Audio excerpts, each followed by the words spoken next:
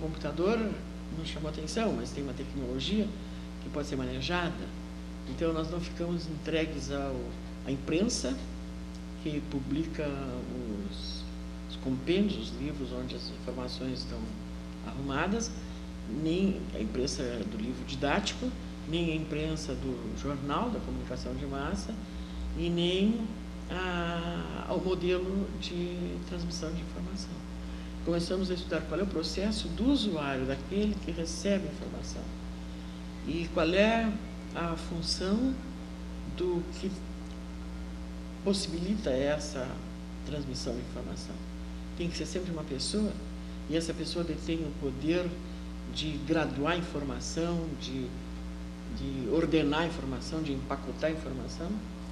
Então, quando nós começamos a estudar isso, a gente estava estudando fortemente a organização dos currículos e como os especialistas se distribuíam para tomar conta de diferentes áreas de informação. Então, a área do conhecimento de ciências, a área do conhecimento de linguagens, de artes, e esses conhecimentos eram todos empacotados e fragmentados. Fragmentados em função da estrutura da escola e em função da concepção que essa informação tinha que ser codificada, passada para os alunos, de modo que eles pudessem decodificar passo a passo, não em pacotes, em sequências.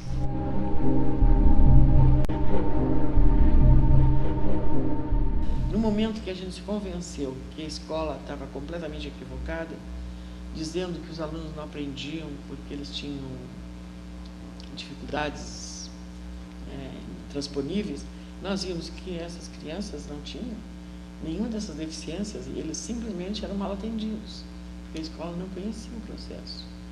E quando a gente tinha acompanhando esse mesmo movimento do Paulo Freire, e para Paulo Freire, eu encontrei com ele em Genebra, ele trabalhou em Genebra, ele aplicou a teoria de Piaget, e além disso ele faz um trabalho lindíssimo do ponto de vista filosófico, sociológico.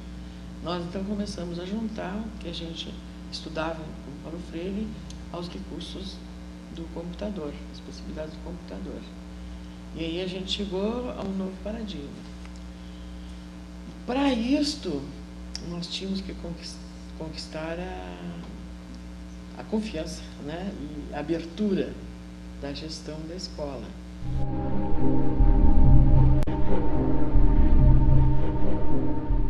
Professores e diretores de escola tinham muito medo de aprender a usar o computador e de fazer uma experiência tão radical, né?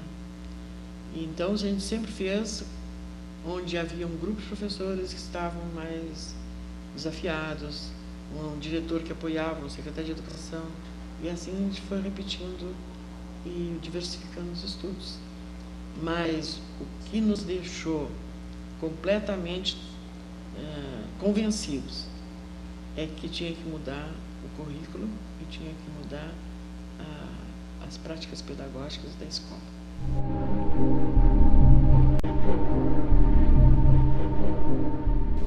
Bom, nós começamos, como a gente estudava problemas de aprendizagem, nós começamos a usar o computador, primeiro a usar no novo paradigma que foi a abordagem que o MIT começou a usar por influência dos estudos do Seymour Papert, que aplicava a psicologia genética. Então, a intenção bem declarada do Papert foi de colocar uma linguagem de programação, porque naquele tempo a gente tinha BASIC, né? Depois Fortran, COBOL, tudo inacessível ao usuário. E então ele criou uma linguagem que se chamou linguagem Logo, para que a criança pudesse conversar com o computador. Mas a intenção, o objetivo explícito foi não que o computador ensinasse o aluno, mas que o aluno ensinasse o computador. E aí ele criou uma linguagem que ele chamou uma linguagem para o aluno pensar com o computador. E nesse caso, a linguagem Logo era para facilitar a apropriação dos recursos do computador pelo usuário. Bom, o leque, dentro dessa... O primeiro programa que a gente fez para a escola é em busca de novos recursos para ajudar a alfabetização.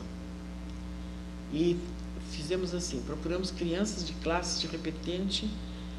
Nós chegamos a pegar uma turma em que havia meninos que tinham entrado com 7 anos na escola, estavam com 14 anos e não aprendiam a ler. Então, dessa turma de 24 crianças, que eram 10 turmas de repetentes, nós pegamos as crianças com mais dificuldades, da Escola Nossa Senhora de Fátima, da Prefeitura de Porto Alegre.